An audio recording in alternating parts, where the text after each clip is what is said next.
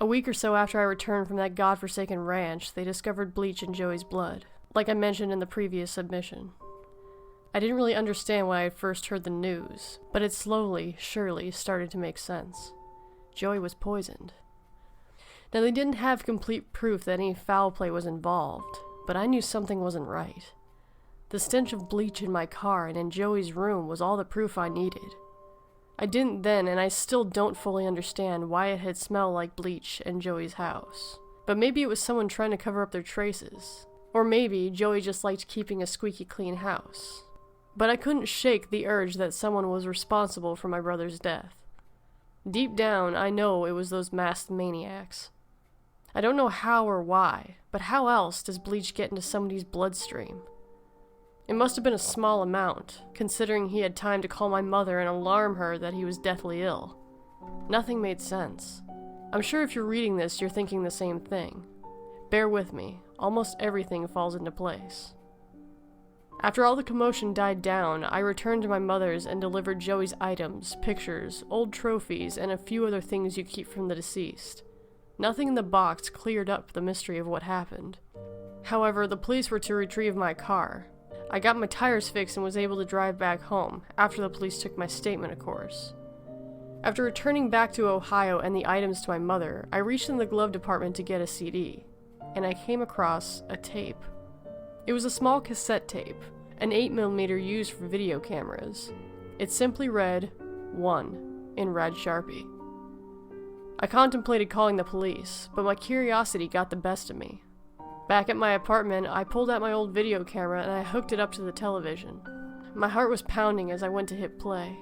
I guess deep down I was thinking, you aren't gonna like what you see, and that voice was right. I hit play and it started with a blue screen. Then it cut to a scene in the woods. The editing was choppy.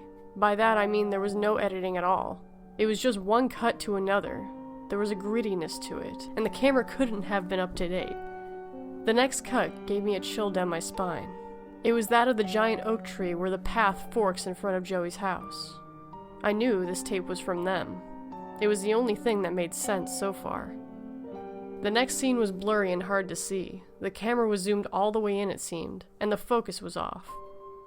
It slowly started to zoom out, and I realized it was filming through a window. Joey's window. More importantly, the inside of Joey's window. This just added to the theory that these maniacs were responsible. The tape shows them being inside Joey's house. Would this be enough to convict, though? The next cut made me stop breathing for a few minutes. Not a sudden restraint of breath, but more like an extended sigh. The clip was showing Joey. Zoomed in through the kitchen window, you see Joey drinking a glass of milk. This was the first I had seen of him besides pictures. I started to tear up a bit, but the next scene prohibited that. Joey all of a sudden fainted and smacked the ground. This is it, I thought. This is how the bleach had gotten into his bloodstream. I'm obviously not a doctor. The cameraman started running towards the house. The next scene was possibly scarier than anything I had ever seen in any horror movie. It showed Joey laying in his bed, and the Whistler standing over him. The Whistler wasn't holding the camera, he was just in the shot. He was facing towards Joey. He then turned swiftly. I gazed upon his hand, and he possessed a syringe.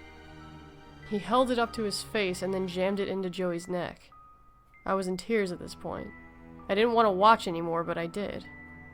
I know now how the deadly chemical made it into Joey's bloodstream. I thought knowing would ease the pain, but it didn't. The tape cut to static for a few seconds, until an ear-piercing whistle came across my speakers. I stumbled for the remote and muted it. I looked up at the TV, and the camera was facing a mirror that was leaning against the tree. The camera was laying down on the ground, I could see that in the reflection, but it was what was on the mirror that angered and scared the shit out of me. On the mirror, written in what looked like blood, it read, "Counting bodies like sheep." The next morning I went to my mother's. I brought the tape. I wasn't going to show her. I planned on giving it to the police. But when I arrived at my mother's, she asked me to help sort out some of Joey's things. I agreed and started to do so. After about 20 minutes, I came across a stack of notebooks, most of which were blank.